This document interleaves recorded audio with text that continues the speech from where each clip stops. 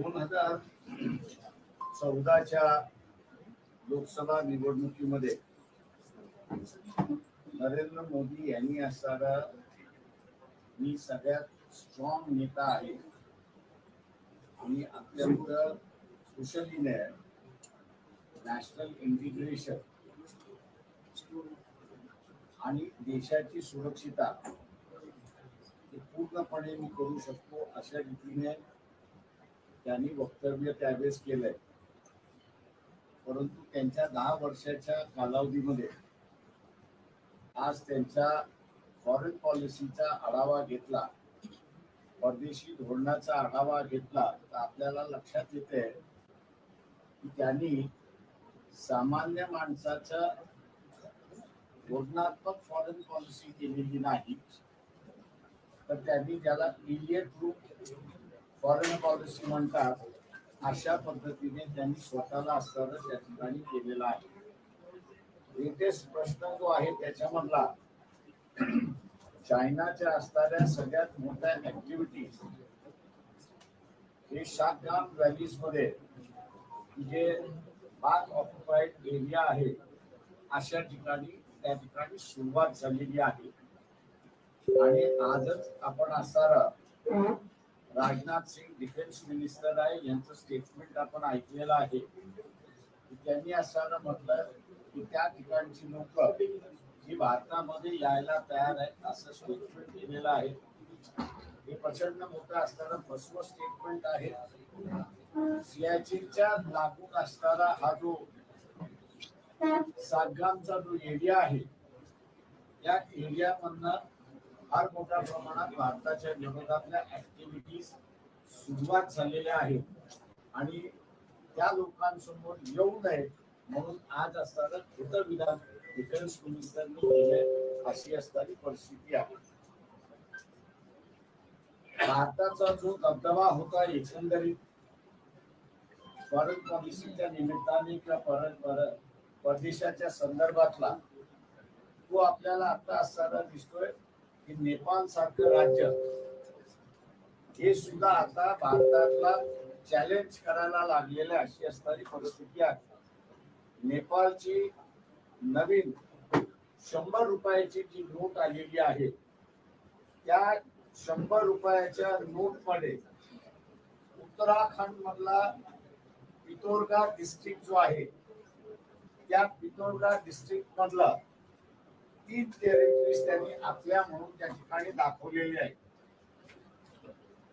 लिपुल लेक म्हणून असणारा पहिला भाग, कालापानी म्हणून असणारा दुसरा भाग आणि एमपी यादूर म्हणून असणारा हा तिसरा भाग, जो आतापर्यंत उत्तराखंडच्या पिथौरागढ डिस्ट्रिक्टचा भाग म्हणून भारताकडे होता तो आता नेपाळने त्यांच्या नोटावरती त्या ठिकाणी दाखवण्यात आलेला आहे. आणि चौकशी केली असताना असं दिसते त्या ठिकाणी की सध्याचे नेपाळचे जे प्राईम मिनिस्टर आहेत त्यांनी कॅबिनेट डिसिजन घेऊन हे 3 भाग आपल्या नोटांवरती छापायचं असं त्यांनी त्या ठिकाणी केलेलं आहे. ही एक परिस्थिती आहे. दुसरा भाग त्याच्यामधला आहे की मध्यंतरी मालदीव्स सारख्या राज्यांबरोबर पर्सनल ट्वीट झाल्यामुळे यांनी टुरिझम इंडस्ट्री तिथली पूर्णपणे बंद केली. मदत जी आहे ती असताना बंद केली. आमच्या माहितीप्रमाणे 700 आर्मी ऑफिसर्स हे मालदीव्स मध्ये होते. तिथे असणारा एअरक्राफ्ट सुद्धा त्या ठिकाणी होते आणि काही अॅम्युनेशन सुद्धा होतं अशी असणारी परिस्थिती आहे. आणि म्हणून चाच्यांना जे सी चाचे जे आहेत त्यांच्या विरोधात आपण असणारा कारवाई करू शकतो अशी परिस्थिती त्या ठिकाणची होती. पण मालदीव्सच्या विरोधातली भूमिका भारताने घेतल्यानंतर तिथले आमच्या माहितीप्रमाणे कमीत कमी 250 आर्मी ऑफिसर्स परत पाठवलेले आहेत. उरलेल्यांना घेऊन जा म्हणून त्या ठिकाणी सांगण्यात आलेलं आहे. या ठिकाणी सरकारकडून आम्ही असणारा स्टेटमेंट त्या ठिकाणी अपेक्षा करत आहोत की मालदीव्स हे असणारं भारताच्या सुरक्षितेच्या दृष्टिकोनातून एक महत्वाचं बेट असं त्या ठिकाणचं आहे. मालदीव्सच्या बाजूला असणारं दिओग्रासा नावाचं असणारं बेट होतं की जे आपण इंग्लंडला दिलं. इंग्लंडनी ते असणारं US ला दिलं आणि US च्या माध्यमातून आपण ते वापरतो अशी असणारी परिस्थिती आहे. तेव्हा ह्या दिओग्रासा बेस जो आहे त्याच्यावरती काय परिणाम होणार याचा असणारा खुलासा सरकारने केला पाहिजे असं आमचं म्हणणं आहे त्या ठिकाणी. आणि उद्याची सिक्युरिटीच्या दृष्टिकोनातून मालदीव्स मधले सगळे आर्मी ऑफिसर्स आणि एअरक्राफ्ट परत आल्यानंतर तुम्ही सी चाचांकडून भारताला वाचवणार कसं हा त्याच्यातला एक भाग आपण त्या ठिकाणी बघतोय. दुसरा ह्या सरकारचं जे फेल्युअर आहे, अफगाणिस्तान हे तालिबान हे ऍडमिनिस्ट्रेट करतात आहेत. बांगलादेश बरोबरचे आपले असणारे संबंध पुन्हा बिघडायला लागले अशी परिस्थिती आहे. श्रीलंका आणि पाकिस्तान तर अगोदरच चायनाच्या ताब्यामध्ये गेले अशी परिस्थिती आहे.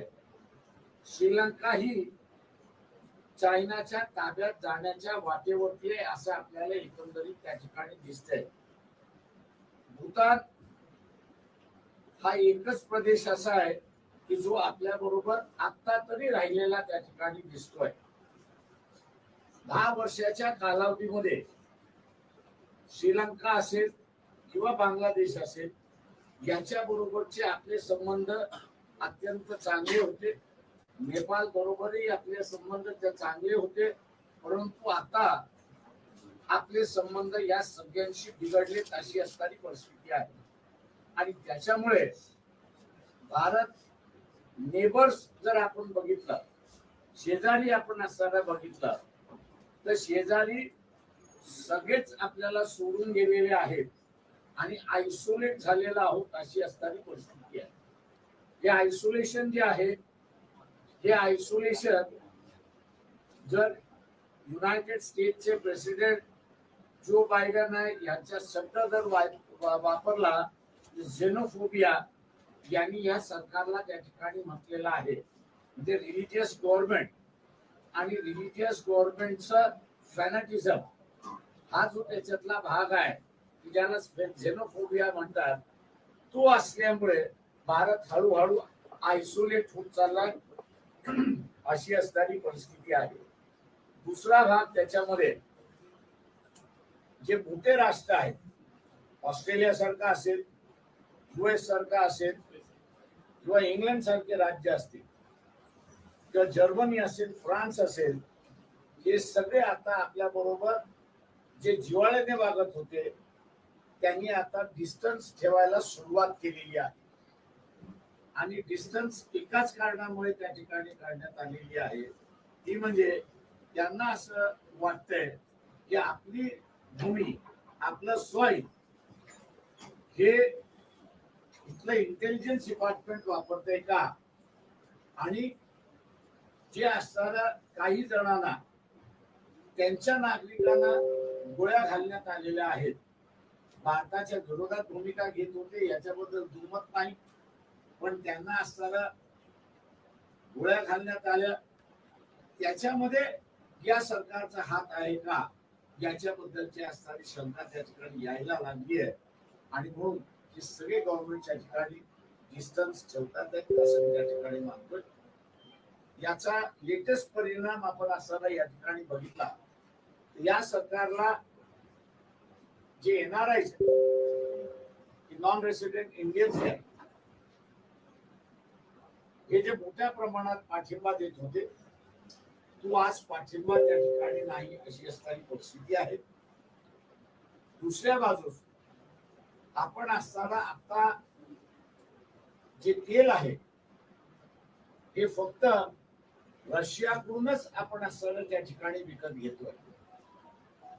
दुर्दैवाने मी असं म्हणेन की पॅलेस्टाईन आणि इस्रायलच्या संदर्भातलं जी न्यूट्रलिटी आपली असणारी भूमिका होती, ती न्यूट्रलिटीची भूमिका नरेंद्र मोदी आणि RSS या दोघांनी कॉम्प्रोमाइज केली आणि कॉम्प्रोमाइज केल्यामुळे जे मिडल ईस्ट आहेत, या मिडल ईस्टचे नेशन्स हे सुद्धा आता एक अंतर ठेवून त्या ठिकाणी वागायला लागलेत अशी परिस्थिती आहे. कुवेतमध्ये आणि दुबईमध्ये भारतीयांची संख्या फार मोठ्या प्रमाणात आहे. तिथे आता हळूहळू ही भूमिका घ्यायला लागलेल्या आहेत की एका राष्ट्राचे किती लोक आपल्याकडे असावे याच्या संदर्भातला कायदा करावा अशी चर्चा त्या ठिकाणी सुरुवात झालेली आहे. मी असं म्हणेन की दुबई आणि कुवेत या दोन्ही राज्यांमध्ये सगळ्यात मोठ्या प्रमाणात भारतीय नागरिक त्या ठिकाणी कामकाज करतात आणि हे सरकार 2024च्या निवडणुकीमध्ये पुन्हा कंटिन्यू झालं तर आम्हाला भीती आहे की ती राज्य जे आहेत ते मायग्रेट पॉप्युलेशन कंट्रोल करण्याच्या नावाखाली स्वतःच्या राज्यांमध्ये देशांमध्ये असा कायदा त्या ठिकाणी करतील आणि एका देशाचे किती लोक आपल्या देशामध्ये असले पाहिजेत याचा रेशिओ जर त्यांनी ले डाऊन केला तर तो रेशिओ प्रचंड मोठ्या प्रमाणात भारतीय नागरिकांना त्या ठिकाणी बसणार आहे आणि मग या संदर्भातला असणारा मिडल क्लास जो आहे त्या मिडल क्लासने मला वाटतं याच्यावरती विचार केला पाहिजे आणि विचार करून असताना पुन्हा हे सरकार कंटिन्यू करावं का हा मला वाटतं उत्तर त्यांना या इलेक्शन मध्ये द्यावं लागेल. नाही आम्ही असताना जे पाहतो आहोत ते म्हणजे भारताचं आयसोलेशन इंटरनॅशनली व्हायला लागले अशी परिस्थिती आहे. आपण आता विचार आंतरराष्ट्रीय मुद्दे मांडत असताना युक्रेन रशिया जो वाद झाला त्या युद्ध झालं अजून त्याच्यावर आपल्या राज्यातले काही नेते अजित पवार असतील ते म्हणतात की मोदींनी मध्यस्थी करून हा सगळा वाद आहे तुम्ही पैसा कळत नाही त्यांनी बोलू नये असं माझं स्वतःच म्हणणं आहे. साहेब तुम्ही म्हणताय पण UAE कुवेत आणि कतार यांच्याबरोबर भारताचा एक करार झालेला आहे की भारतीय चलन तिथे चालत नाही किंवा त्यात व्यापार होत नाही, डॉलरमध्ये द्यावा लागतं. पण त्यांनी एक करार केलेला आहे की ज्यामुळे भारतीय चलन ते स्वीकारायला लागलेलं आहे. जसं तुम्ही रशियाचं म्हटलं, रशिया पण भारतीय रुपयात पैसे घेतो त्यामुळे आपण त्यांच्याकडनं तेल घेतो. मान्य आहे त्याच्यामध्ये, पण तुम्हाला असणारा आता त्याच्यामध्ये असणारा नवीन करारनामा झाला हे तुम्हाला असणारं माहित नाही. मला वाटतं रशियाने आता असताना जे मागितलेले ते रुबल मध्ये मागितलेलं आहे आणि त्याच्यामुळे असणारा आपण रुबल बाय करतोय आणि त्याप्रती डॉलरच्या ऐवजी आता रुबल आलेला आहे अशी परिस्थिती आहे. इंडियन करन्सीचा करारनामा झाला हे आपण म्हणताय पण अजून तो अंमलात आलेला नाही ही वस्तुस्थिती आहे. मोदी स्वतः गेले होते दुबई, UAE आणि कतारला. त्यावेळेस त्यांनी हे करार केले की हे तिन्ही राष्ट्र भारतीय रुपयात व्यवहार करतील. माझं म्हणणं आहे उद्याचा असताना त्यांनी जर किती भारतीय किंवा म्हणण्यापेक्षा आपल्या राष्ट्रामध्ये इतर राष्ट्राचे किती लोक असावे असा जर नियम केला तर त्याचा फटका कोणाला बसणार आहे तर तो भारतीयांना फार मोठ्या प्रमाणात बसला जातो. इंडियन हे पहिल्यांदा जगभर एक्सेप्ट होणारी कम्युनिटी होती. मग ती युरोपमध्ये गेली तरी ती एक्सेप्ट केल्या जात होती. अमेरिकन कॉन्टिनेंट मध्ये गेले तरी त्यांना असणारं एक्सेप्ट केल्या जात होतं. ते मिडल ईस्ट मध्ये गेले तरी त्यांना असणारं एक्सेप्टेबल केलं जात होतं. आजही एक्सेप्टेबिलिटी आहे, नाही असं नाही, पण या सरकारची जी पॉलिसी आहे, भारतीय जनता पक्षाची जी पॉलिसी आहे त्या पॉलिसीमुळे इतर राष्ट्रांना आपलं धोरण बदलावं लागतंय अशी परिस्थिती आहे. त्याच्यामुळे भारतीयांची एक्सेप्टेबिलिटी नाही असं नाही, पण ह्या सरकारचं जे धोरण आहे, झेनोफोबिया हा जो शब्द वापरण्यात आलेला आहे, त्या झेनोफोबियाच्या मुळे लोक आता म्हणतात आहेत की हे सरकार जर फॅनेटिक असेल आणि त्यांनी तिथल्या असताना फॅनेटिझम आमच्या राज्यामध्ये वाढवला, आमच्या देशामध्ये वाढवला, तर तो आम्हाला असताना खपणार नाही आणि म्हणून त्याचा उपाय ते करतात आहेत की पॉप्युलेशन रेशिओ आपल्या पॉप्युलेशनची इतर देशांचा पॉप्युलेशन असा ते करारनामा त्या ठिकाणी काय असा तो कायदा त्यांच्या असणाऱ्या लेजिस्लेटिव्ह बॉडीज मध्ये मंजूर करतात. तर या लोकसभा निवडणुकीच्या प्रचारामध्ये आपण सातत्याने पाहिलं की मुख्यमंत्री असतील किंवा दोन्ही उपमुख्यमंत्री असतील ते नरेंद्र मोदींनी गेल्या 10 वर्षात काय काय केलं, जगामध्ये आपली मान उंचावलेली आहे, देशात इतर देशांसोबत आपले कसे संबंध सुधारले याचाच दाखला ते सातत्याने या प्रचार सभांमधून देताना पाहायला मिळतात. असं एक राष्ट्र दुसरा राष्ट्र एक राष्ट्रप्रतिनिधी तो प्रेसिडेंट असेल किंवा प्राईम मिनिस्टर असेल तर त्याला स्वीकारावं लागतं. माझे ह्या दोन्ही मुख्यमंत्र्यांना असणारा सवाल आहे की अमेरिकेने नरेंद्र मोदी प्राईम मिनिस्टर नरेंद्र मोदी नाही नुसतं नरेंद्र मोदी यांना युएस बॅन केलेला आहे. तो बॅन उठलाय का याचं उत्तर त्यांनी द्यावं. प्राईम मिनिस्टर नरेंद्र मोदी हा त्यांना स्वीकारावाच लागतो कारण का तो या देशाचा प्रतिनिधी आहे, रिप्रेझेंटेटिव्ह आहे, इलेक्टेड आहे.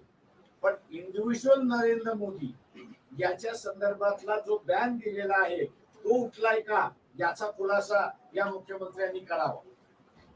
तुमची काय माहिती सर? या मुख्यमंत्र्यांनी उत्तर दिल्यानंतर मी उत्तर देईन.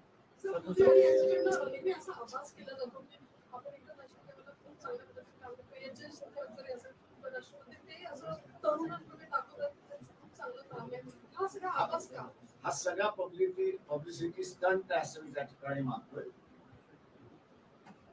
ते जर असतं तर आज नेपाळ सारखं राष्ट्र मी 3 भाग आपल्याला दाखवले की त्यांच्या नोटावरती त्यांनी छापले आणि भारतीयांचे म्हणजे ते नेपाळचं आहे असं त्या ठिकाणी म्हणतात. आता हे का आलं तर सियाचीन मध्ये असणारी जी अवस्था आहे किंवा लडाख मधली असणारी जी अवस्था आहे त्याला असणारा भारतीय पंतप्रधान हा तोंडच देऊ शकत नाही अशी परिस्थिती आहे. आणि म्हणून नेपाळ सारखं राज्य सुद्धा आता भारताला चॅलेंज करायला लागले अशी परिस्थिती आहे. आणि आजही आपण बघत असाल की ह्या नोटा पब्लिश होऊन 15 दिवस झाले तरी फॉरेन मिनिस्टरचं आणि फॉरेन रिप्रेझेंटेटिव्हचं कुठलंही स्टेटमेंट आलेलं नाही. सर हेमंत करकरे यांच्याविषयीचा वाद आहे तो पुन्हा एकदा समोर आलेला आहे. शमशुद्दीन मुश्रीफ यांनी जे काही पुस्तक लिहिलेलं आहे त्याच्यामध्ये असं म्हणलं की हेमंत करकरेंना जी गोळी मारण्यात आलेली आहे ती कसबने मारलेली नाही, दुसरीच कुठेतरी मारलेली आहे. यावरून वाद सुरू आहे. उज्ज्वल मुंबईच्या सभेमध्ये मुंबईच्या इलेक्शन मध्ये हा मुद्दा गाजणार एवढं मी आपल्याला सांगतो आणि त्यावेळेस मी वक्तव्य करेन, आज नाही. निर्मला सीतारामन परवा पुण्यामध्ये होत्या आणि त्यांचे पती जे आहेत त्यांनी लेक्चर मध्ये मोदी गेट असं उल्लेख केला होता इलेक्ट्रॉनिक बॉन्डचा. हा देशातला सगळ्यात मोठा घोटाळा असं त्यांनी आरोप केला होता. आणि दुसरीकडे त्यांचेच पत्नी निर्मला सीतारामन यांना म्हणतात की देशातला सर्वाधिक विकासाचा जो दर आहे तो पंतप्रधान मोदींच्या काळात. त्याबद्दल तुम्ही त्याकडे कसं म्हणता? मी असं म्हणतोय की निर्मला सीतारामन हे असणारा मोदीचं वयस आहे आणि वर्कला प्रभाकरन ही जे आहेत हे भारतीयांचं वयस आहे असं मी त्या ठिकाणी म्हणतो. आणि त्याच्यामुळे त्यांनी असणारा त्या इलेक्ट्रॉनिक बॉन्डला इंटरनॅशनल फ्रॉड हा शब्द त्यांनी वापरलेला आहे. आणि त्यांनी वापरलेला शब्द हा सुप्रीम कोर्टाने सुद्धा कन्फर्म केलं आणि सांगितलं की these are all illegal laws. तर तुम्ही परराष्ट्र धोरणाविषयी बोललात. तुमचं म्हणणं आहे की काँग्रेसचं परराष्ट्र धोरण मोदींच्या तुलनेत चांगलं होतं. मी तुलनात्मक बोलत नाही, पण मी असं एवढंच म्हणणार आहे की जे काही मणिपूरमध्ये घडलं दुर्दैवाने भारतीय त्याच्यावरती फार मोठा विचार करत नाही अशी असणारी परिस्थिती आहे. आणि दुर्दैव दुसरं आहे की भारतीय इंटेलेक्च्युअल जे बाबासाहेब म्हणाले होते की ऑनेस्ट नाही आहे अनालिसिस करण्यामध्ये, ते पुन्हा असताना बाहेर आलं असं मी त्या ठिकाणी मानतोय. याच कारण नॉर्थ ईस्ट जे आहे, या नॉर्थ ईस्ट मध्ये आपण असताना आपल्या बाजूची जी नदी आहे तिला आपण ब्रह्मपुत्र असं म्हणतो. परंतु त्याच इथे एक आहे what is known as great bend असं असणारं आहे. त्या ग्रेट बेंडच्या या बाजूला ब्रह्मपुत्र आहे आणि ग्रेट बेंडच्या त्या बाजूला त्याच नदीचं नाव आहे यांकी.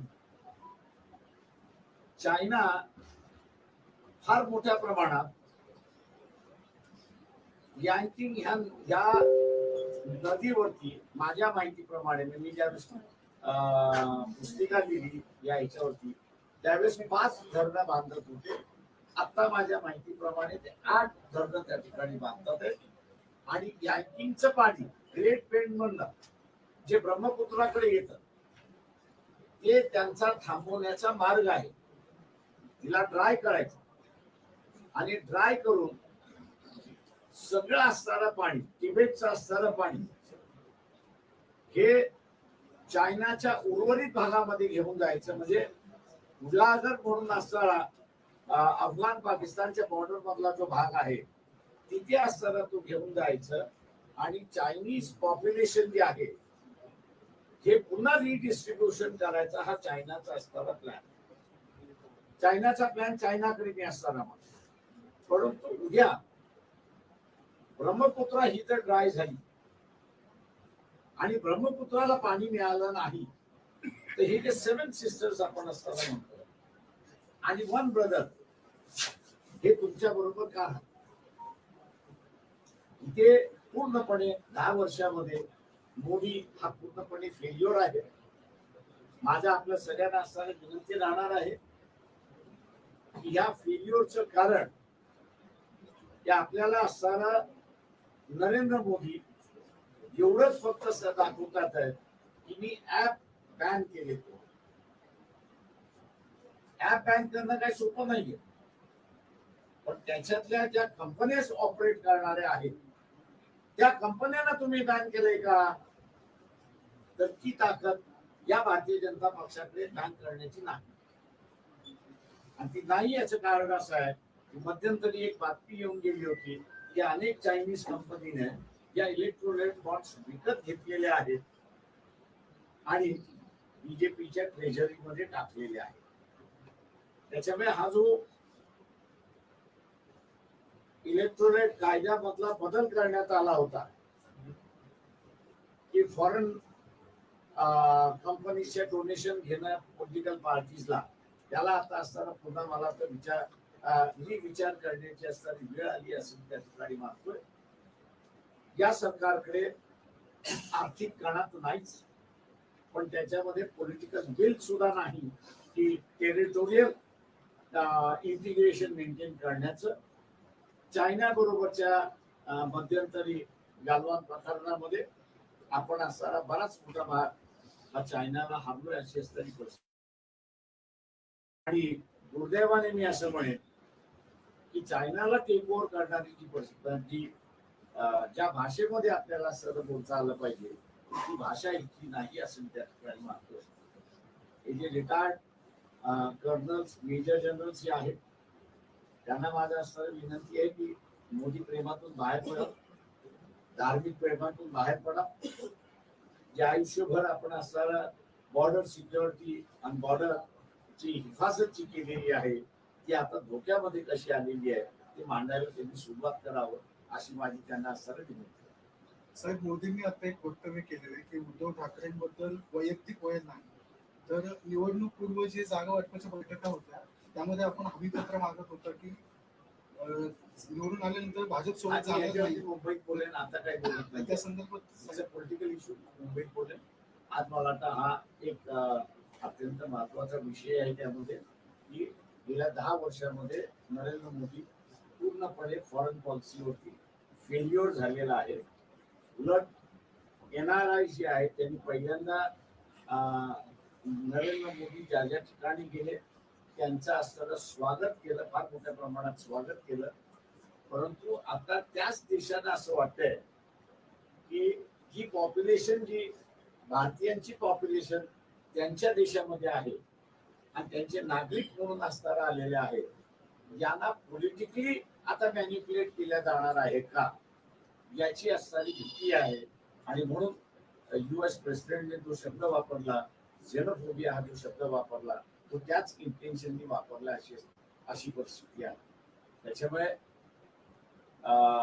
हे सरकार जेवढ्या लवकरात लवकर मतदार घालवेल, एवढं मी असं म्हणेन की तो भारतालाही वाचवेल आणि भारतीय नागरिक जो इतर देशामध्ये जो आहे त्याच्याबद्दलचा जो हळूहळू गैरविश्वास वाढायला लागलेला आहे, त्याला कुठेतरी अरेस्ट होईल असं मी मानतो. आता चीनचे वाटे पोहोचला साधारण 127 अब्जचा जो एकूण व्यवहार चालतो इलेक्ट्रॉनिक किंवा इतर गोष्टी, त्याचा परिणाम आपल्या लोकांना होईल असं वाटत नाही. तिथे जो काही रोजगार मिळत असेल त्याच्यामधलं काय माझ्या माहितीप्रमाणे असणारं जे काही चायनीज वस्तू आणल्या जात आहेत त्याच्यामध्ये फार मोठ्या प्रमाणात कुठल्याही समाजाला मी दोष देत नाही, की ते व्यापारी त्या समाजाचे असल्यामुळे एक सिंधी आहे, मारवाडी आहे, गुजराती आहे, असे 3 जण जे आहेत हे फार मोठ्या प्रमाणात असताना डे टू डे यूज वस्तू ज्या आहेत याचं चायनामधून असताना आणतात आणि त्याच्यामुळे हा व्यापार जो आहे तो आपल्याला अनबॅलन्स त्या ठिकाणी असताना दिसतोय.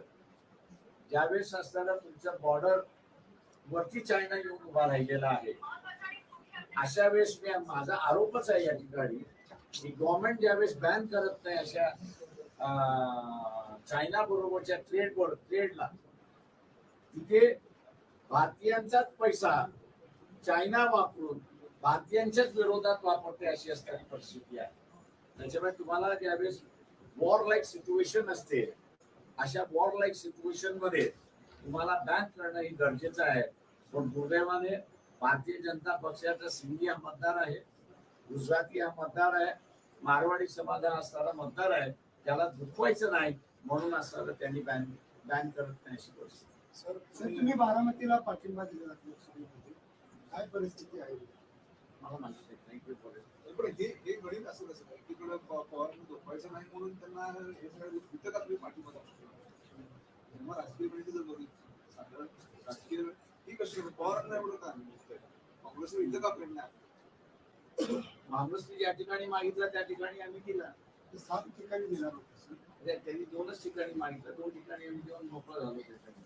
त्याच्यामुळे असं कोणावरती प्रेम करायचं आणि कोणावरती प्रेम करायचं असं नाहीये. सगळे डिसिजन्स पॉलिटिकल डिसिजन्स असतात. त्याच्यामुळे डिसिजन कोणी कोणावरती राजकारणामध्ये कोण कोणावरती प्रेमाने डिसिजन घेत असतात. किती परिणाम होईल आणि कसा फायदा होईल राज्यामध्ये मला तर बोललेले प्रश्न आहेत ते पुढच्या वेळेस मी घेतो. Thank you everyone. सर्व पत्रकार बंधू भगिनी